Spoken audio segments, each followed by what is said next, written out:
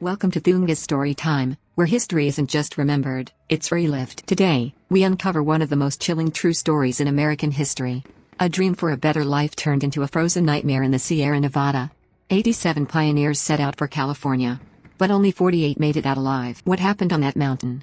Why did the name Donner Party become synonymous with desperation and survival at all costs? This isn't folklore. This happened. And the truth is more terrifying than fiction. Stick around, because by the end of this story, you'll be asking yourself, would I have survived? Like, subscribe, and prepare for a journey into the darkest winter America has ever known. The beginning of a dream. Spring, 1846, along the American frontier. The year was 1846, and America was in the throes of manifest destiny, a belief, both romantic and ruthless, that the nation was divinely ordained to stretch from the Atlantic to the Pacific.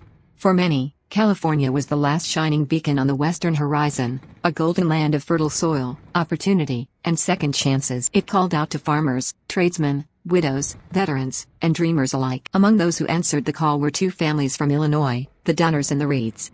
Like so many others, they were not born into wealth or privilege. But they carried with them the great currency of the American frontier, hope, grit, and the promise of freedom. In the spring of that year, they packed up their lives, plows, quilts, tools, and family Bibles, and joined a wagon train heading west along the Oregon Trail. George Donner, a 62-year-old farmer, and his younger brother Jacob were seasoned men of the land, respected in their community for their integrity and resolve. George was elected captain of the small caravan, soon to be known as the Donner Party. He traveled with his third wife, Tamsin, a school teacher of uncommon intellect and strength, and their 5 daughters. They were the embodiment of pioneer resilience, determined to carve out a future from the unknown. Alongside them were the Reeds. James Fraser Reed, an enterprising Irish-American businessman, saw California as a land not just of survival, but of prosperity. A former soldier and a man of vision, he was determined to lift his family into the ranks of California's emerging elite. With his wife Margaret, their 4 children, and an elderly mother-in-law suffering from consumption, the Reeds brought along not only covered wagons but a sense of upward mobility and ambition. Together, these families joined a larger group of travelers forming in Independence, Missouri, a bustling jumping-off point for thousands heading west. At first, their journey was optimistic, even celebratory. Children played among the prairie grasses. Campfires glowed beneath the stars. They sang songs, shared stories, and watched as endless skies gave way to rolling plains. The wagons moved in a slow, steady rhythm, no faster than an ox's pace. Days were long and dusty. Nights were colder than expected. But these pioneers knew hardship was part of the deal. They were ready for it. They had read the guidebooks, consulted maps, and stocked provisions. Their eyes were set firmly on California. By the time they reached Fort Laramie in present-day Wyoming, it was early July. Spirits remained high. They had already crossed vast stretches of prairie, forded rivers, and endured storms. They were behind schedule, but not dangerously so. If the weather held and their luck continued, they would reach California before the first snows. It was there at Fort Laramie, however, that the seeds of disaster were sown. While resupplying, James Reed encountered a new guidebook penned by a man named Lansford Hastings. Hastings was promoting a shortcut, the so-called Hastings Cutoff, which promised to shave weeks off the journey by taking a southern route through Utah's Wasatch Mountains and the Salt Lake Desert. The idea was tantalizing. Everyone knew the Sierra Nevada could be deadly if reached too late in the season. A shortcut might mean safety, speed, and an earlier claim on California land. Reed, ever ambitious, was intrigued. Hastings' words were persuasive, and Reed became an early advocate of the detour. Others in the group were more skeptical, but George Donner, trusting his friend and looking to avoid a dangerous race against winter, eventually agreed. It was a decision that would haunt them all. In the summer sun of 1846, the Sierra Nevada still seemed impossibly far away. The hardships of the trail had yet to truly test them. There was no way to know how uncharted, rugged, and deadly the new route would be. No way to predict how the shortcut would become a trap, or how the dream of California would soon twist into a nightmare of starvation, frostbite, and unthinkable choices. For now, they were still believers in the American promise. As the wagon wheels turned westward again, cutting a dusty line across the continent, the Donner and Reed families carried with them not only the supplies needed for survival, but the shared conviction that whatever lay ahead, they could endure it together. They were not just travelers, they were builders of a new life. The Sierra Nevada waited in silence. The fatal shortcut. Summer, 1846, Fort Bridger to the Salt Desert. By late July 1846, the Donner Reed party reached Fort Bridger, a modest trading post nestled in the remote highlands of what is now southwestern Wyoming. The fort was little more than a few rough cabins and corrals, but it served as a crucial stop for weary emigrants traveling west along the Oregon Trail. It was here that James Reed again encountered the name Lansford Hastings, a lawyer, explorer, and self-styled pathfinder whose recent guidebook, The Emigrant's Guide to Oregon and California, promised an alluring shortcut to the golden lands of the Pacific. The so-called Hastings Cutoff offered a bold alternative to the traditional trail, a route that would veer southwest through Utah's Wasatch Mountains and across the Great Salt Lake Desert before rejoining the California Trail. The supposed benefit? It would save the emigrants over 300 miles, a significant margin when every mile was earned at the slow pace of oxen-drawn wagons. But what Hastings failed to mention was that he had never actually traveled the route with wagons. His shortcut was largely theoretical and had not been tested under the grueling demands of pioneer caravans. In truth, it was a gamble, a roll of the dice made with other people's lives. Still, desperation has a way of clouding judgment. The Donner Party was already behind schedule. They knew that if they reached the Sierra Nevada too late, early snows could trap them in the mountains. The thought of gaining precious time was tempting, perhaps even essential. At Fort Bridger, a note awaited them. Hastings himself had recently passed through and left a message encouraging others to follow him along the new route. The note was pinned to a forked branch, handwritten and confident, promising a fine road through to California. This message, and Reed's ambition, helped tip the scales. George Donner, generally a cautious and democratic man, weighed the risks. But the group's urgency, coupled with the glowing promises of a shortcut, finally swayed him. With the vote cast, the Donner Party broke from the main trail and turned southwest, into the wilderness. It was a decision that would mark the point of no return. Into the mountains. The first true test came swiftly. The Wasatch Mountains loomed ahead, not gently sloping hills but jagged, densely forested terrain. What Hastings had called a good wagon road was, in reality, no road at all. The emigrants had to cut a path themselves, using axes and brute strength to push their wagons through tangled woods and narrow ravines. It took more than 2 weeks to cover just 80 miles. Morale plummeted. Tempers flared. Time, the very thing they hoped to save, was being lost at an alarming rate. Provisions dwindled. Oxen grew weak from exhaustion and poor grazing. The shortcuts they had been promised turned out to be detours through hardship. Meanwhile, Hastings had moved on and was nowhere to be found. Still, the Donner Party pressed forward, clinging to the belief that the worst was behind them. It wasn't. The Great Salt Lake Desert. In early August, they descended from the mountains and emerged into the vast, shimmering expanse of the Great Salt Lake Desert. The sky stretched endlessly overhead. The ground was white, flat, and deceiving. It looked solid but was soft and crusted with salt. What little water they found was brackish and undrinkable. They had been told it would take 2 days to cross. It took nearly 5. Under a relentless sun, they trudged across the barren wasteland. Wagon wheels sank into the salty mud. Animals collapsed from thirst, their tongues swollen and their eyes hollow. Dozens of oxen were lost. Wagons had to be abandoned. Families walked for miles on foot, shoeless and sunburned, leaving behind precious possessions, trunks, furniture, even books and keepsakes, everything not essential to survival. James Reed, watching the desert claim their animals and supplies, wrote grimly in his journal, "We are now in a fix. God help us." The psychological toll was immense. Trust and leadership began to fracture. Reed, once a respected voice, now faced growing resentment. Men accused him of recklessness. Whispered fears turned into open tension. Hunger gnawed at them. Spirits sank. When they finally emerged from the desert's grasp, they were weeks behind schedule, short on food, and emotionally frayed. The shortcut had cost them dearly, and they were still hundreds of miles from the Sierra Nevada. No turning back. By mid-September, they rejoined the main California Trail near the Humboldt River, only to find the land crowded with emigrants who had taken the longer, but safer, route. These groups were in better shape, their oxen healthier, their wagons intact. It was a cruel irony. The shortcut had not only failed to save time, it had set them up for disaster. Still, the party pushed on. There was no other choice. California was ahead, and they had come too far to retreat. But winter was coming fast.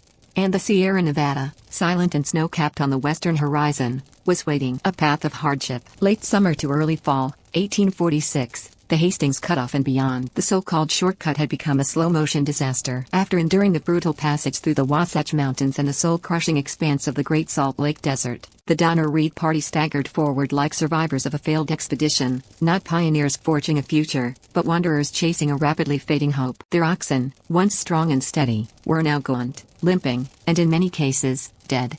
Wagons had splintered against rocky slopes and been buried in the salt crust of the desert.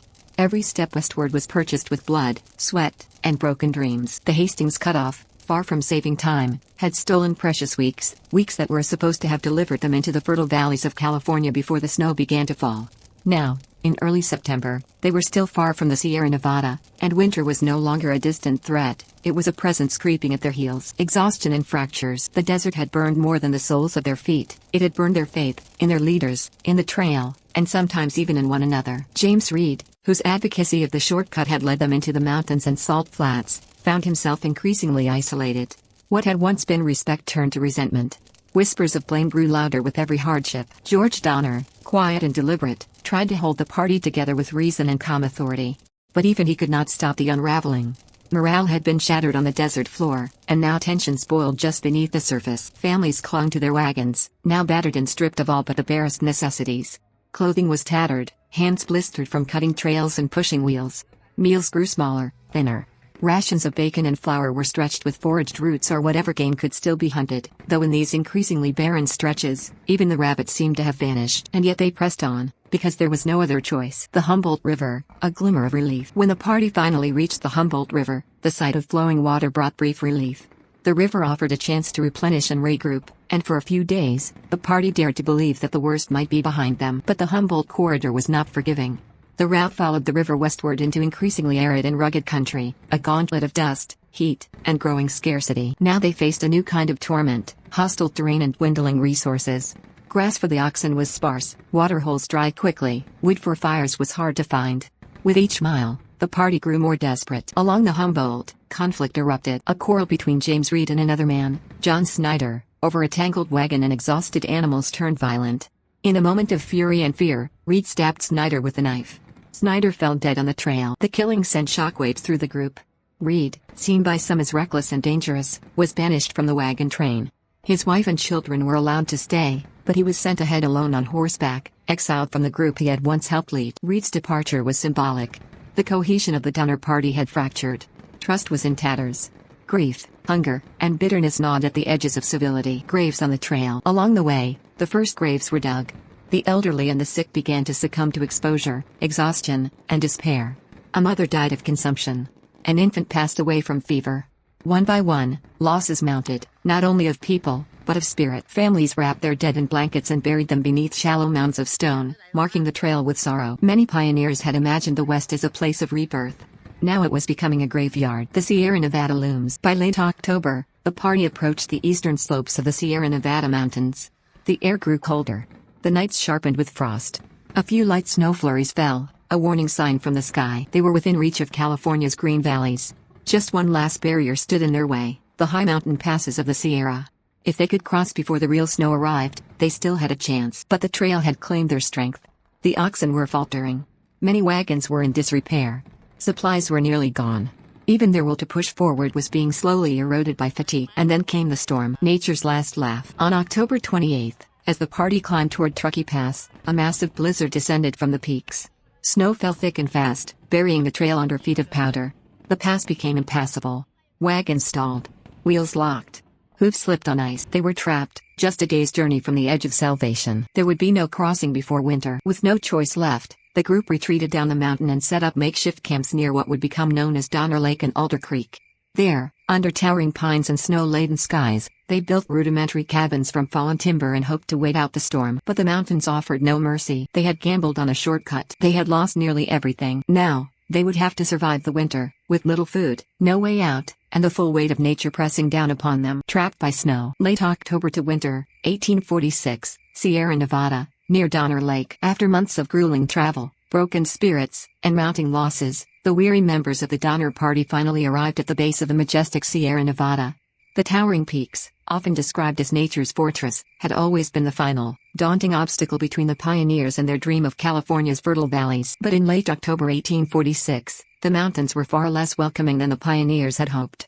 Instead of clear passes, the party found themselves staring into an early and unrelenting snowstorm, one that would change their fate forever. Arrival at the Sierra Nevada. For the emigrants, the sight of the snow-covered mountains was both awe-inspiring and terrifying. The Sierra Nevada loomed like a wall of ice and rock, the clouds heavy and dark above the jagged peaks. The party had been chasing the promise of California for months, yet now the dream seemed perilously out of reach. The weather was turning colder with every passing day, a bitter reminder that winter was no longer a threat on the horizon. It had arrived. Despite the cold and growing urgency, they began their ascent toward the Truckee Pass, a route that promised to lead them over the mountains and into the American River Valley. Their hopes were pinned on reaching the other side before the worst of the snowfalls. But nature had a different plan. The early snowstorm. On October 28th, just as the party neared the mountain pass, a violent blizzard struck. The wind howled through the pines, and snow fell with such intensity that visibility dropped to near zero. The temperature plummeted. The already difficult terrain became treacherous, wagons stuck fast, wheels jammed with ice and packed snow. The oxen, already exhausted from the journey, struggled to pull the wagons forward, and many collapsed from fatigue and cold. The pioneers, some barely clothed in thin layers, were forced to abandon their wagons and seek shelter where they could. The wind bit through their clothes and chilled them to the bone. The children huddled close to their mothers, many coughing and shivering. Trapped at Donner Lake and Alder Creek. With the mountain pass impassable, the Donner Party had no choice but to retreat to lower ground and seek refuge near two nearby areas: Donner Lake, a glacial body of water framed by towering pines, and Alder Creek, a forested area not far away. There, they built crude shelters from fallen trees and whatever materials they could salvage from their broken wagons. The cabins were rough and far from comfortable, but they offered some protection from the relentless snow and freezing winds. Trapped, isolated, and desperate, the pioneers faced the bleak reality of being stranded for months. The onset of starvation. Supplies had been depleted during the long journey, and the months of travel had already sapped their food stores. As the snow piled higher and the days grew shorter, hunting and foraging became impossible. Their stock of dried meat, flour, and vegetables was dangerously low. Hungry and cold, many in the party began to lose weight and strength. Illness spread quickly through the cramped cabins. Children and the elderly were especially vulnerable. The once tight-knit group started to fray under the pressure. Desperate measures. Facing starvation and the unyielding winter, the Donner Party confronted grim choices. They ate whatever they could find: bark from trees, animal hides, and even the bones left behind by wildlife. Some boiled leather straps to soften them for eating. Still, it was not enough. As days turned to weeks, the situation deteriorated further. Some members began to perish from hunger and exposure.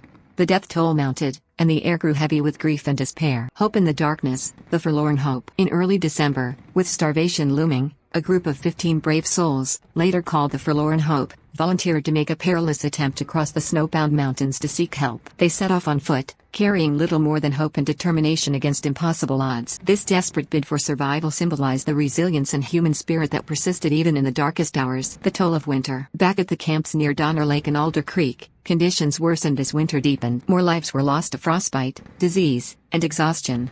The survivors were trapped in a frozen prison of their own making, cut off from the outside world. Their suffering became a chilling tale of endurance and survival, but also one of profound tragedy. Legacy of the Trap Party. The ordeal of the Donner Party remains etched in American history, not only as a story of disaster but as a haunting reminder of the unforgiving power of nature and the limits of human endurance. The cabins by Donner Lake, the deaths, and the desperate choices would soon become legendary. Their story would provoke debate and reflection on human courage, morality, and the price paid in pursuit of a dream. Hunger, desperation, death. Winter, 1846 to 1847, trapped in the Sierra Nevada. As the unforgiving winter tightened its grip around the Donner Party's trap camps near Donner Lake and Alder Creek, the pioneers faced a chilling truth: their supplies were nearly gone, and nature's cruelty showed no mercy. The dwindling food supplies. The months-long journey had drained their food reserves, and the brief respite they had hoped for in the Sierra Nevada had turned into a nightmare. Their initial stockpile, flour, salted pork, dried beans, and coffee, was almost entirely consumed.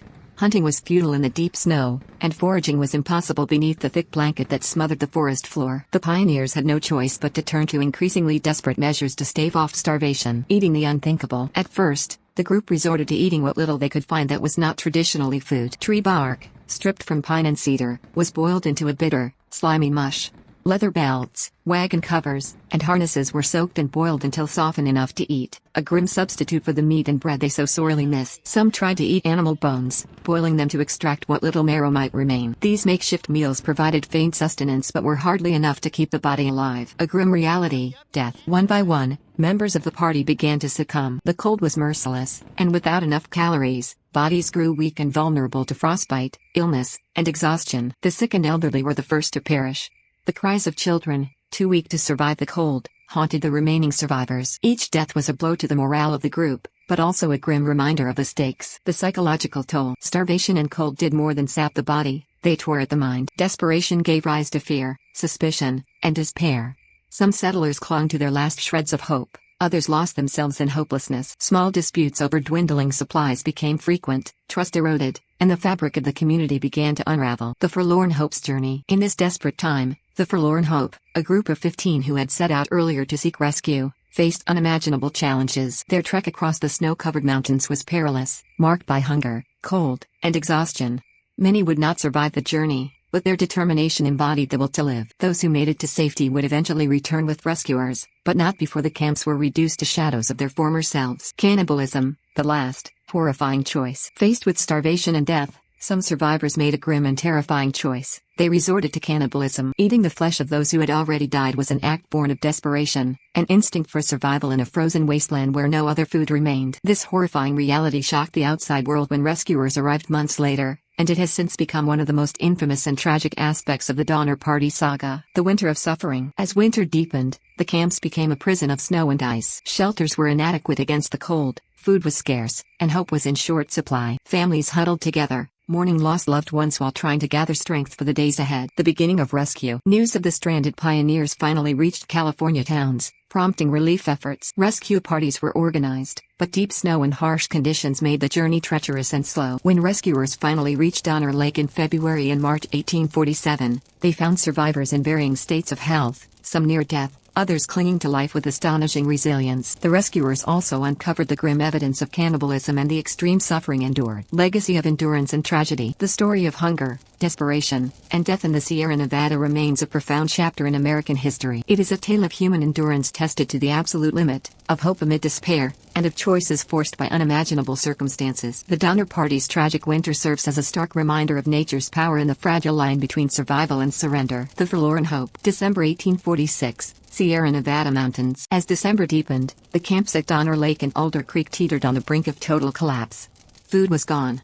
Bodies lay buried in snowdrifts or beneath shallow earth, and the wind carried not only the sting of frost, but the growing silence of death. Survival seemed no longer a goal, but a delay of the inevitable. Yet even in this dire moment, the human spirit did not fully surrender. A decision was made, desperate, perhaps mad, but necessary. A group would set out on foot to find help. It would be the only chance the rest of the Donner Party had left. They called them the Forlorn Hope, a plan born of desperation. The idea had been discussed before, but now, with the snow piling higher each day and no sign of rescue, action had to be taken. 15 people, 10 men and 5 women, volunteered. These were not the healthiest, only the strongest survivors left. All others were too weak, too young, or too far gone to attempt such a journey. Among them were men like William Eddy, known for his endurance, and women like Mary Graves, whose determination had grown only sharper in tragedy. They knew the odds were long, and their chances of success slim. Still, staying meant death for everyone. Leaving meant hope. Their mission: traverse the snow-blanketed Sierra Nevada, reach the nearest settlement in California, over 100 miles away, and send back help. Ill-equipped and ill-fated, they prepared as best they could. Snowshoes were crafted from oxbow yokes, rawhide, and twine. Provisions were minimal: scraps of meat, hides, a few strips of jerky. Most were already starving before they left. All were exhausted. They wrapped themselves in blankets, worn clothing, and bits of salvaged material. There was no real protection against the snow, the wind, or the cold. On December 16, 1846, the Forlorn Hope departed. Behind them, grieving families watched from frost-covered shelters, knowing they might never see their loved ones again. The journey begins. The party struggled immediately. Snow was waist-deep, and their crude snowshoes sank underfoot. Travel was agonizingly slow. Their feet blistered and bled, and the biting cold numbed hands and faces until they turned white with frostbite. Each day was a blur of trudging forward, barely making progress. Nights were worse. Huddled together for warmth, they tried to sleep while hunger gnawed and wind howled through the trees. By the 4th day, their food was gone. A horrific turn. Soon, members began to collapse, unable to continue, unable to survive. The first to die was Antonio, a Mexican teamster. Then Patrick Dolan, who lost his mind before he lost his life. Snow blinded some, and starvation shrank others to little more than skin and bone. With each death, the survivors faced the same horror that had haunted the camps behind them. Should we eat the dead? It was unthinkable, and yet, it was survival. They made the same desperate decision. Flesh was stripped from the bodies of the dead, carefully rationed. Some refused to partake at first, but as the days dragged on, even the strongest will broke beneath the weight of starvation. The line between humanity and instinct blurred, but it kept them alive. Death along the trail. The cold and deprivation continued to take their toll. One of the women, Sarah Fosdick, watched her husband perish. Mary Graves lost her brother.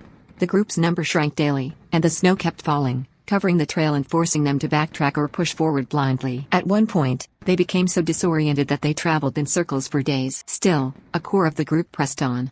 William Eddy and William Foster, driven by the will to return for their families, helped keep the group focused. The survivors marched with frozen feet, blackened by frostbite, on limbs that barely obeyed them. A flicker of salvation. After more than 30 days in the wilderness, the battered remnants of the forlorn hope emerged from the Sierra Nevada foothills and stumbled into a Native American village. The Miwok people took them in, fed them, and nursed their wounds. Eventually, word reached nearby settlements in the Sacramento Valley. The incredible story of the Donner Party's plight spread quickly, and action was taken. A rescue effort was launched. Legacy of the Forlorn Hope. Only 7 of the original 15 survived the journey. But their sacrifice and courage changed everything. They had crossed the mountains, survived snowstorms, starvation, and madness, and returned with the most important thing of all, hope. Because of them, rescue parties were formed. Supplies, blankets, and sleds were packed. Men volunteered, despite the risk, to trek back into the mountains to save those who had been left behind. The Forlorn Hope became a symbol, not of glory, but of raw, desperate perseverance. A chapter of unimaginable suffering, but also unbreakable resolve. They had walked through hell, and they had returned. Cannibalism in the wild. Winter 1846-47, Sierra Nevada and beyond. As the Forlorn Hope trudged through the snow-covered Sierra Nevada, the horror they left behind continued to unfold in the camps near Donner Lake and Alder Creek. Death had arrived in silence, slow and cold, like the wind carving through their makeshift shelters. But what came next would become one of the darkest chapters in the history of American expansion, the moment the unthinkable became survival. The first horrors among the Forlorn Hope. Even before the world heard whispers of cannibalism in the snow, it had already begun.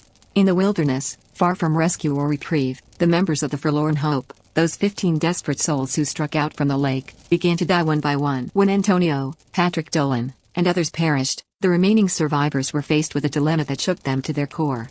They had no food. No game had appeared. No fish swam beneath the frozen creeks.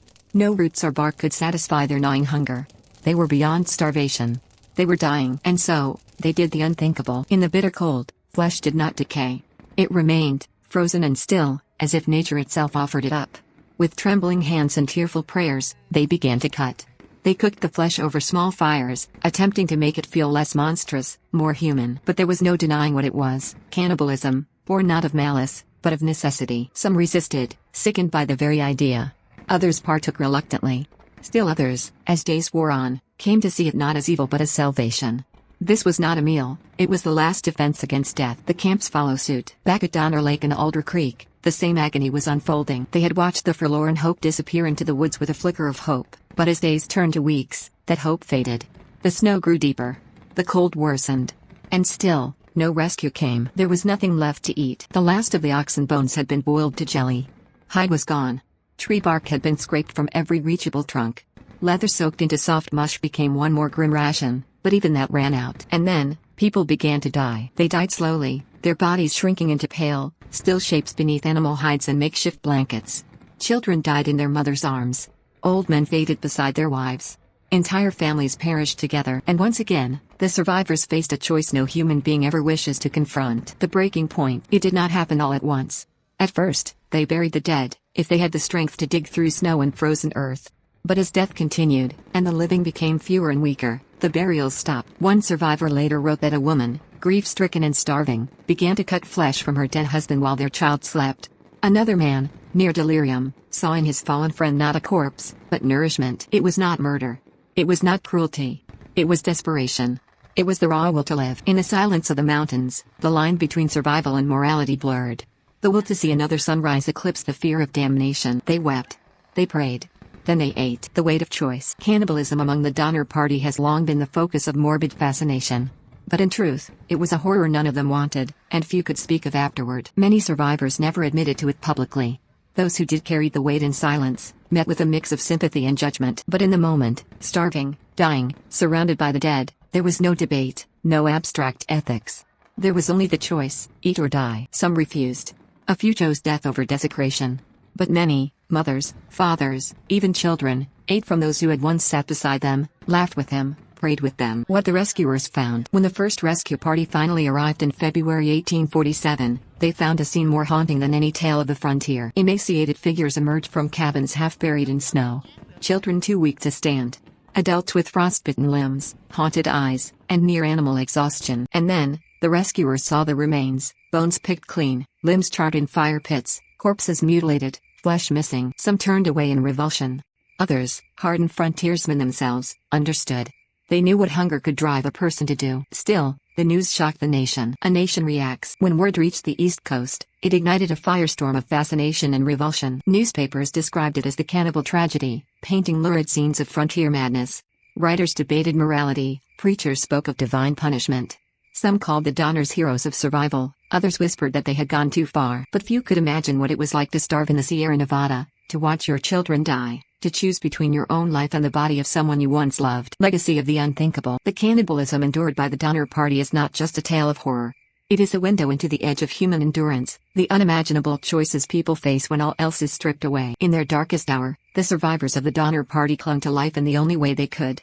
They broke taboo not out of evil, but out of need, and they lived to tell the tale that no one wanted to hear. Their story is a caution, not only about the perils of poor decisions or the brutality of nature, but about the limits of what a person can bear when every light has gone out. Rescue arrives, too late for many. February to April 1847, Sierra Nevada. As January turned into February, whispers of concern in California's outposts grew louder.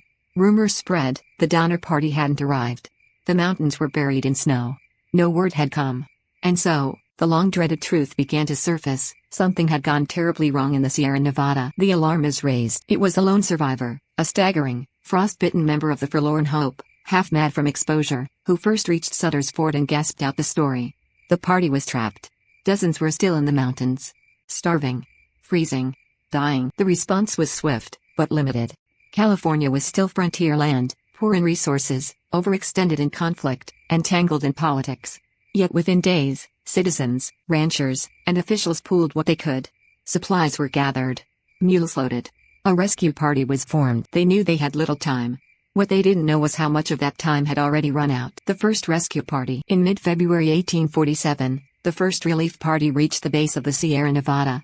As they climbed, the white wilderness thickened around them, snowdrifts taller than men, winds like blades, silence like a shroud. The trail had long since disappeared. Only instinct and scraps of direction guided them. When they finally approached Donner Lake, what they saw was not a camp, but a graveyard. Figures emerged slowly from cabins half swallowed by snow. Emaciated, their eyes sunken, their limbs stick-thin. Some were too weak to speak. Others fell to their knees and wept. Children stared blankly, too far gone to recognize help. Inside the cabins, the rescuers found scenes that would haunt them for the rest of their lives. Frozen bodies stacked in corners. Bones cracked open for marrow. Skulls half buried in snow. Piles of belongings abandoned mid-meal, long since consumed. The rumors were true, and worse. Relief turns to grief. Though they had brought food, blankets, and hope, the rescuers were quickly overwhelmed. There were too many mouths to feed. Too many bodies to bury. Too many broken souls. The rescuers prioritized. The strongest would be taken out first, on snowshoes and makeshift sleds. The rest would be left behind, with promises that another party was coming. But not everyone believed it. And not everyone could wait. Some survivors begged to be taken. Others simply cried. A few who were too weak, or too far gone, asked to be left to die. A young boy reportedly whispered to a rescuer, "Don't forget the others." The man never did. The long haul down. As the first group of survivors was led down the mountains, the journey itself became another nightmare. Blizzards returned. Snow thickened. One child died en route. Several others collapsed and had to be carried. Even with food, the human body cannot rebound from the edge so quickly. Frostbite set in. Delirium took hold.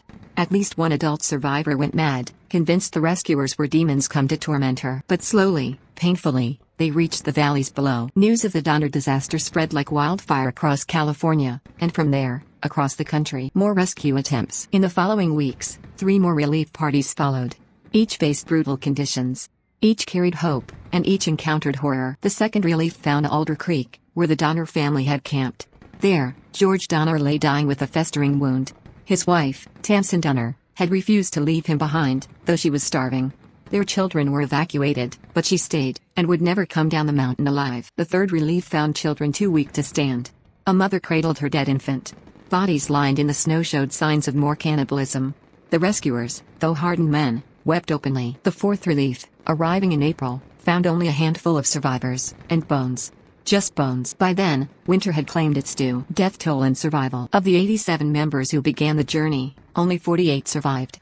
Nearly half had perished, most from starvation, some from exposure, and a few from injuries or illness that help might have cured. Men, women, children. No age was spared. No family untouched. The Reeds made it out largely intact, thanks in part to James Reed, who had been exiled months earlier but organized rescues once he reached California. The Donner family fared far worse. George and Tamsin Donner both died in the mountains, along with many of their kin. Shock across the nation. When word of the Donner tragedy reached the East, the public reaction was overwhelming. Newspapers published sensational headlines: "Cannibalism in the Sierras, horrors of the West, a frontier nightmare." Sermons were delivered. Moral judgments rendered. Debates erupted about the ethics of survival, the limits of human endurance, and the folly of manifest destiny. Yet beneath the outrage was something deeper, a growing realization that the American West was not simply a land of gold and glory, but of profound risk and untamed nature. The mountains were real. The cold was real. And the cost of arrogance or poor planning could be death. The survivor's burden. For those who survived, the rescue was not an end. It was a beginning of lifelong trauma, social stigma, and spiritual scars. Some survivors were treated as heroes, others as monsters, especially those linked to the cannibalism. The forlorn hope became both famous and infamous, interviewed, analyzed, praised, and condemned. Children grew up under the shadow of what they had seen. Parents were haunted by what they had done. Even in old age, when interviewed decades later, many refused to talk about the darkest days, but they never forgot. A caution for generations. The rescue efforts, the heroic, came too late for many. But they also revealed something enduring, that in the face of the most horrific circumstances, ordinary people can still choose compassion, courage, and sacrifice. Those who climbed the mountains, who carried children in their arms, who gave up food for others, who returned again and again into the jaws of death, those were heroes, too. And while the Donner Party remains a tale of warning, the rescue is its counterpoint, a reminder that even in darkness, there can be light. A nation reacts. Spring 1847 and beyond. When the final survivors of the Donner Party emerged from the Sierra Nevada in late April 1847, their story didn't remain tucked away in a mountain pass. It exploded across the American consciousness. Within weeks, the tragedy had become the most talked about calamity in the nation, a grim parable of human endurance, moral collapse, and the perilous price of ambition. Headlines of horror. Newspapers from New York to New Orleans plastered their front pages with chilling details. Some printed first-hand survivor accounts. Others speculated wildly, fueling an appetite for shock.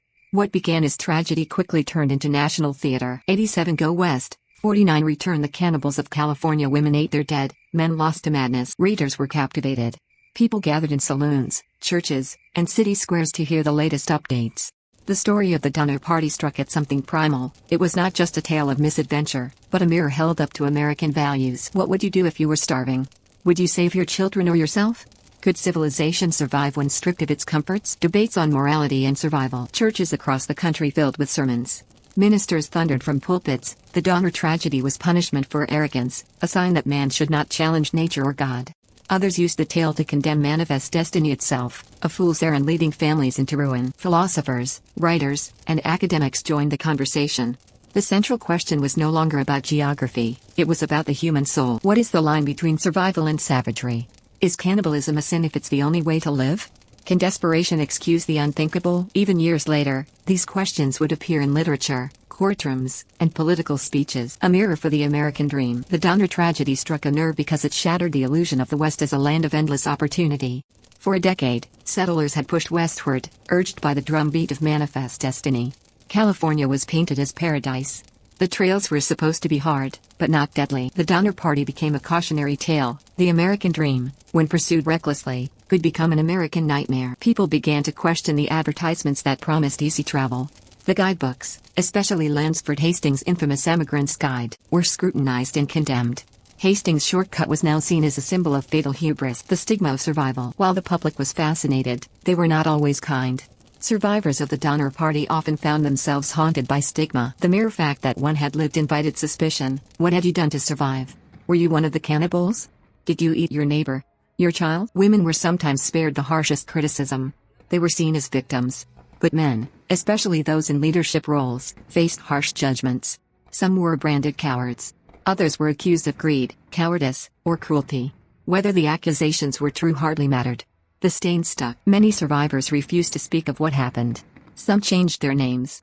Others moved far from California, hoping anonymity might buy peace. One survivor, when asked about the experience decades later, simply replied, "The mountains took more than flesh. They took who we were." The birth of the Cannibal West myth. The sensationalism surrounding the Donner Party contributed to a dark romanticism of the American frontier. The West, once advertised as fertile, pure, and bountiful, was now tinged with Gothic horror. Writers and journalists seized on this tone. The Cannibal West became a literary motif, reappearing in novels, plays, and tall tales. The Sierra Nevada became not just a mountain range, but a symbol of danger, mystery, and madness. Children whispered stories of the Donner ghosts. Travelers spoke in hushed tones about Alder Creek. Even into the 20th century, the name Donner carried a chill. Government and trail reform. The federal government, rattled by public outcry, took quiet steps in response. Trail guides were reevaluated. Military forts were expanded along westward routes to offer food and protection. Settlers were advised to travel earlier, prepare better, and avoid untested shortcuts. The U.S. Army even commissioned reports on the best emigration paths, hoping to prevent another tragedy. Though no formal law was passed in response to the Donner disaster, its legacy was etched into every wagon train that came after. The ghost of 1846-47 rode with every pioneer who dared the wilderness. Art and memory. Artists captured the grim beauty of the tale: oil paintings of snow-covered cabins, engravings of starving families, lithographs showing the forlorn hope struggling through mountain passes. One sculpture, commissioned years later, showed a mother shielding her children from the cold, her face etched with both love and terror. In 1918, a monument was erected near Donner Lake. It stands 22 feet tall, the height of the snowdrifts that winter. Its plaque reads, "Virile to risk and find, kindly with all and a ready help." It honors both the dead and the brave who came to their rescue. The legacy of warning. What remains most enduring is not just the horror, but the lesson. The Donner Party taught Americans that nature is not an enemy, but it is unforgiving. It cannot be rushed, lied to, or conquered by optimism alone. It also revealed something deeper about the American character: a will to survive, yes, but also a capacity for both kindness and cruelty in equal measure. Some stole from the weak. Others carried children miles on their backs. Some gave up their rations. Others gave up their humanity. The Donner Party is not simply a story of cannibalism or tragedy. It is a story of choices under pressure, of civilization tested by nature, of how thin the veil between order and chaos truly is. Conclusion. As the United States continued to expand westward, the story of the Donner Party faded into history books, then into legend. But it never disappeared. Every generation retells it, with horror, with pity, with awe. Because in that lonely stretch of snowy mountains, the myth of the frontier collided with its reality. And America, looking into that frozen mirror, saw something terrifying. It saw itself. The survivor's burden. 1847 and the long years after. When the snow finally thawed in the Sierra Nevada and the last rescue party descended from the mountains in April 1847, 48 souls had survived the ordeal of the Donner Party. But the wilderness had not let them go easily. The survivors carried more than frostbite and malnutrition.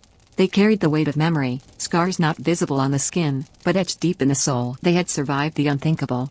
But surviving wasn't the end of the story. It was the beginning of a burden. Returning to a world that had moved on, many survivors returned to civilization with a quiet hope, to resume their lives, to rebuild what had been lost, to forget. But forgetting was impossible. Their names had been printed in newspapers. Their actions whispered about in towns and saloons. No matter where they went, the past clung to them like the Sierra snow. Donner, Reed, Breen, Murphy. Graves. To the public, these were no longer just names, they were symbols of a horror tale that had captivated the nation. Some found compassion. Others met revulsion. A mother seeking work might be told, "We don't want cannibals here." A child might hear taunts at school, "Did your mama eat someone?" Even those who had never consumed human flesh were not spared suspicion. The line between victim and monster had blurred. The Reed family, redemption and resilience. James Reed, banished from the party months earlier after a fatal dispute, was among the few who survived without enduring the winter camps.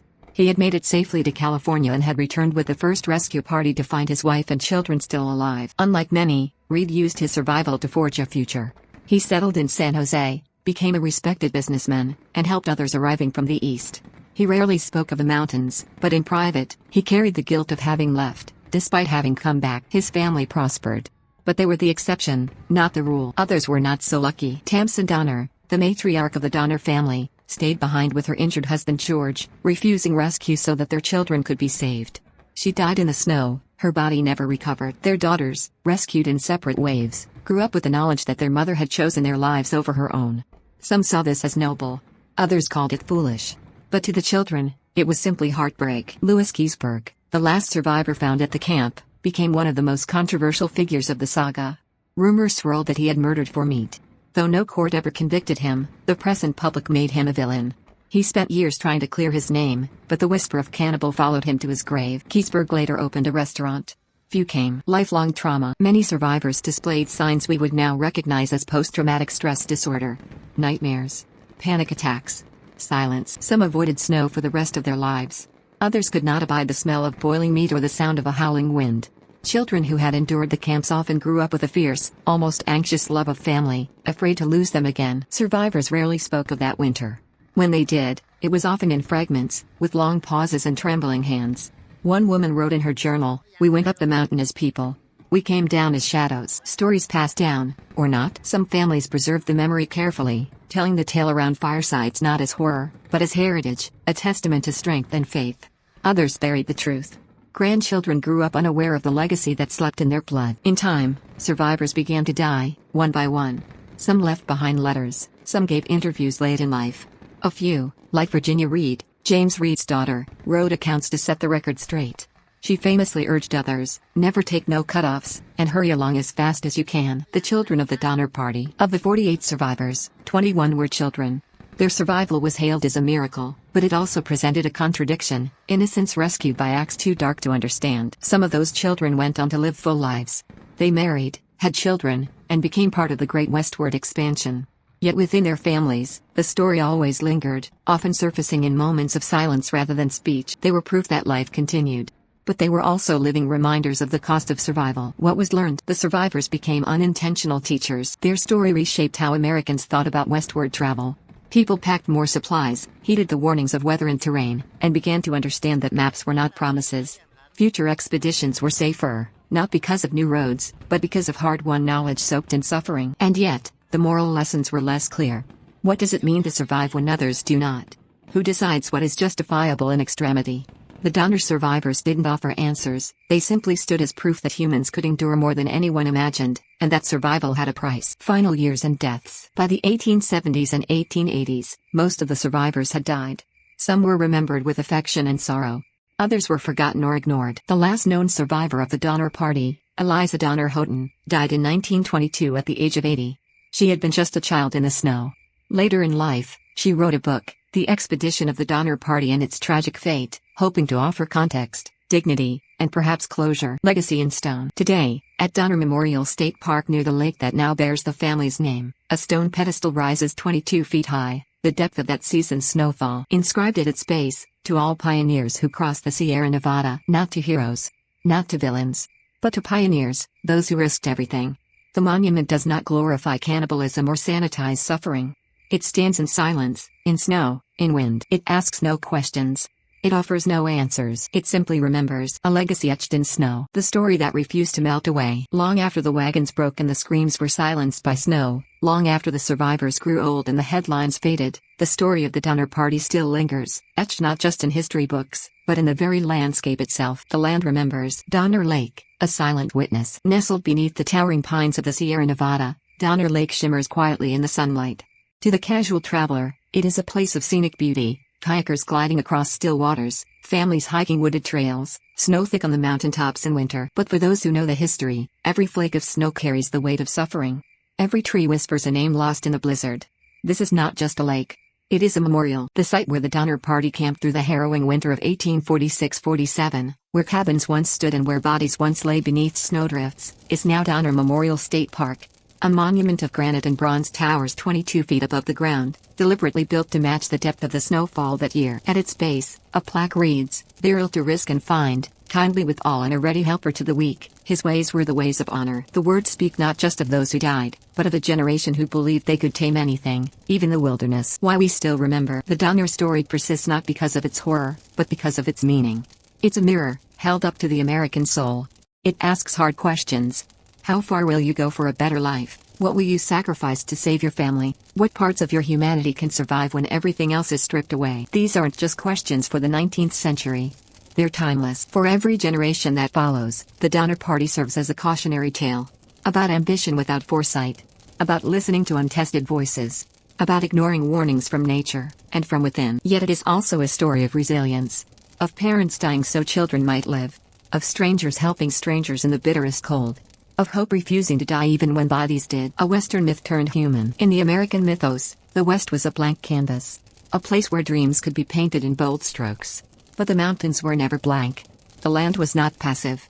The story of the Donner Party reminds us, the wilderness doesn't care about your dreams. Unlike sanitized frontier tales of cowboys and gold seekers, the Donner tragedy reveals the darker side of manifest destiny, the arrogance of conquest, the gamble of shortcuts, and the human cost of progress. In that way, the Donner Party isn't just a tragedy.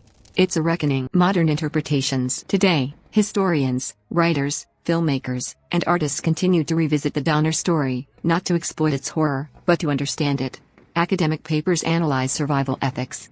Psychologists study trauma responses from the survivors. Novels and films reimagine the events, from supernatural horror to intimate drama. Visitors to the park walk interpretive trails and read placards detailing each stage of the journey. Schoolchildren from California learn the story as part of their state history. Some are shocked. Some are moved.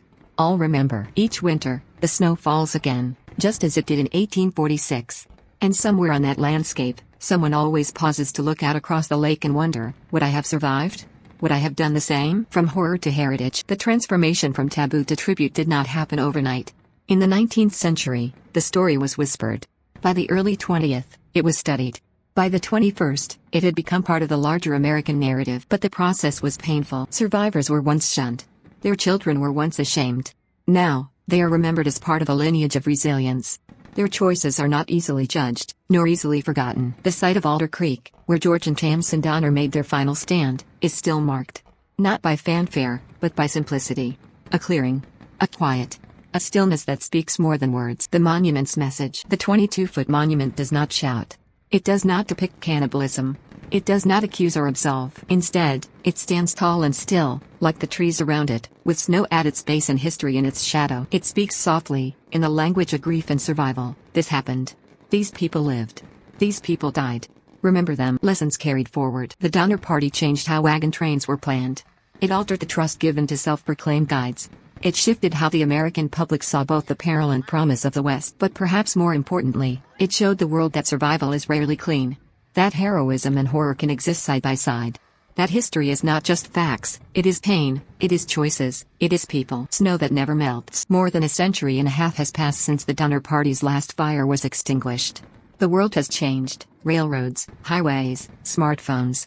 But when the wind howls through the Sierra trees in winter, and the snow begins to rise, the past returns. The story endures not just in museums or markers, but in us, in our fascination, in our empathy, in our warning systems and winter kits and second thoughts before shortcuts. The tragedy of the Donner Party is not just a chapter of history. It is a legacy etched in snow. The story of the Donner Party isn't just about tragedy, it's about choices, human limits, and the terrifying price of ambition. If this tale gave you chills, made you think, or left you speechless, that's the power of true history. At Thunga's Story Time, we bring you the haunting, the heroic, and the hidden stories you never learned in school. Don't just watch history, experience it. Right pointing finger emoji, hit that subscribe button, tap the bell emoji, for more true stories that will move, shock, and stay with you. Because the past has secrets. And we're just getting started. Thanks for watching, and remember, some stories are cold for a reason.